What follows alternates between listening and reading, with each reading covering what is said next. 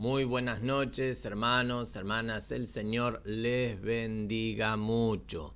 Qué bueno que podamos estar con estos estudios a través de los altares familiares. En vistas de las actividades que estamos empezando a tener ahora a partir de los sábados y próximamente, si Dios quiere, estaremos comenzando ya cuando retornemos a fase 5, estaremos comenzando con las reuniones de jóvenes y adolescentes, Dios mediante. Así que ya les vamos anunciando de que los altares familiares estarán solamente de lunes a viernes. Sábado y domingo, a causa de las actividades y justamente del culto al cual todos acudimos, no vamos a estar haciendo los altares familiares, ¿sí? Así que vaya teniéndolo esto presente para los próximos fines de semana. No se sorprenda si el sábado no llegan los altares familiares. Bien, continuando con nuestros estudios de el Señor Jesús, hoy vamos a ver un acontecimiento en el cual el Señor llega a el templo allí en Jerusalén y echa a todos los que estaban en el templo. Fíjese lo que dice aquí en el capítulo 2 del Evangelio según San Juan, a partir del versículo 13, dice: estaba cerca la Pascua de los judíos, y subió Jesús a Jerusalén, y halló en el templo a los que vendían bueyes, ovejas y palomas, y a los cambistas allí sentados. Y haciendo un azote de cuerdas, echó fuera del templo a todos, y las ovejas y los bueyes, y esparció las monedas de los cambistas, y volcó las mesas. Y dijo a los que vendían palomas: quitad de aquí esto, y no hagáis de la casa de mi padre casa de mercado. Entonces se acordaron sus discípulos que está escrito: el celo de tu casa me consume. Amén. En esta ocasión encontramos al Señor que, paradójicamente, uno lo toma quizás a la ligera esta expresión y uno dice: ¿cómo Jesús echó a todos del templo? Entonces no quiere que haya gente en el templo. No, sino de que Jesús fue y ordenó las cosas en el templo. Y un poco basándose en este texto, algunos equivocadamente piensan de que la Biblia dice de que en la iglesia no tiene que haber buffet, ni café, ni vender absolutamente nada. Y esto está equivocado. El texto no está hablando respecto de eso. ¿Qué sucede? Dice el pasaje de que estaba cerca la Pascua.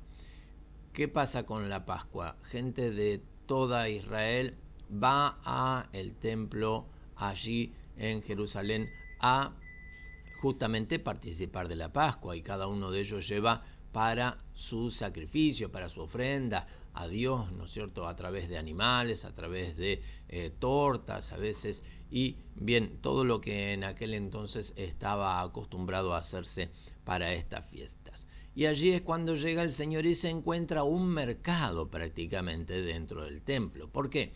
Porque había animales, estaban los bueyes, ovejas, había palomas, había cambistas. ¿Qué había sucedido? Dentro de los que trabajaban en el templo, los que estaban, se estuvo aceptando el hecho de que los animales que se sacrificaban en estas fiestas tenían que ser animales de alguna manera santificados. La Biblia no nos habla de estas cosas. La Biblia en el Antiguo Testamento nos dice que el animal tiene que ser limpio, tiene que ser un animal sano, tiene que ser un animal que no tenga defecto, nada más. Y que sea propio, que no sea un animal robado, que no sea algo que no nos pertenezca, sino de que, de algo nuestro, de lo propio, que llevemos una ofrenda a Dios. Justamente al poner este pensamiento de que los animales tenían que ser santificados antes de ser ofrendados a Dios, también esto se trasladó al dinero que con el que se ofrendaba o con el que se compraba los animales. El dinero tenía que ser santo. De alguna manera venían santificando todo, entrando en una exageración, me parece. No sé si cabe la palabra, pero lo cierto es que era una desviación de lo que Dios había planteado en su palabra. Y esto presentaba una traba, presentaba un estorbo para aquellos que traían, quizás de todo el viaje, venían trayendo sus animales para el sacrificio o traían dinero para la ofrenda. Y cuando llegaban al templo se encontraban con que sus animales no podían ser ofrendados porque no estaban santificados, no estaban, como ahora se dice, no estaban homologados. Tiene que estar homologado, no estaba dentro de lo que el templo solicitaba para lo que fueran los sacrificios o las ofrendas, así que esos animales que ellos traían no servían. Había que comprar animales de los que ellos tenían ahí, que esos sí estaban homologados, esos estaban en condiciones de ser sacrificados. Lo mismo con el dinero que ellos traían, no, ese dinero no. Y era la misma plata porque no había dólar, euro, como hoy tenemos, ¿no es cierto? En Israel estaba siempre el mismo dinero. Ahora, el material, la moneda, esa moneda o ese billete que se traía, no estaba, vuelvo a decir, como si fuera homologado, no estaba aceptado para el sacrificio o para la ofrenda en el templo. Entonces, ¿qué había que hacer? Había que cambiarlo en la moneda, en las mesas de los cambistas que estaban ahí mismo en el templo. Se había establecido todo un mercado, ¿no es cierto? Una bolsa de valores prácticamente, porque el cambista siempre ganaba, tomaba por menos valor el dinero que recibía y el de él, que estaba homologado o santificado para el culto, tenía un valor mayor. Entonces, esto era en daño hacia la persona, era una usura, era una estafa prácticamente hacia la persona, ¿no es cierto? Y esto no dejaba de ser una traba, un estorbo para que la gente se acercara a adorar a Dios como era debido. La gente quería acercarse, la gente quería venir y rendir culto a Dios, pero esta gente les presentaba piedras de tropiezo, les hacían estorbo, no les permitían y les impedían servir a Dios ofrendando sus animales, ¿no es cierto? Ellos tenían que comprar un animal nuevo. Encima ni siquiera le aceptaban lo que hoy hablamos quizás de un trueque, ¿no? Yo te dejo el mío, vos dame el tuyo y ofrendo el tuyo. No. Había que comprar un animal. Y había que comprarlo con el dinero de la mesa del cambista, no con la plata que vos traes. Entonces todo esto era una traba, todo esto era un estorbo que justamente era nada más y nada menos que para beneficio de unos pocos que ganaban con la intención de adorar a Dios de parte de la gente. Y esto no sucedía todos los días, sino que sucedía justamente cuando a Jerusalén se acercaba mucha gente, que era para las fiestas solemnes. En este caso hablamos de la Pascua. De ahí es que Jesús entra al templo y echa a todos, ¿no es cierto? Fíjense que ninguno se resistió, ninguno opuso resistencia. Allí todos salieron fuera con sus animales, con todo. Él volcó la mesa de los cambistas, ¿no es cierto? Y sus discípulos se acordaron de que en la palabra está escrito: el celo de tu casa me consume. Hermano, hermana, el Señor tiene mucho cuidado de su propia casa, ¿no es cierto?, del templo. ¿Para qué? Para que no haya ningún tipo de traba o impedimento para la adoración. Al templo iba la gente a adorar a Dios, iban a adorar en su presencia, iban a adorar en persona, iban a ofrendar, iban a rendir sacrificios a Dios. Y todo esto era un impedimento y Jesús no quería que haya traba. Todo lo contrario, Él comienza su ministerio diciendo: el reino de los cielos se ha acercado.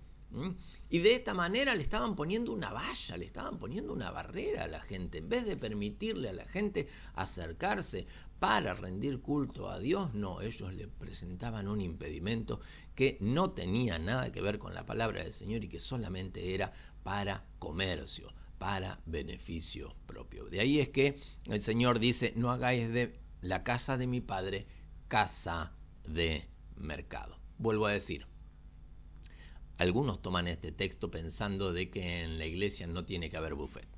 Hoy no tenemos buffet y no tenemos nada para la venta como en otras veces se ha tenido, no porque nos hayamos dado cuenta de este texto, no hermano, le vuelvo a decir, este texto no aplica a eso, sino de que es a causa del distanciamiento, las medidas de higiene que estamos tomando justamente por la pandemia que es de público conocimiento, nada más que por esto.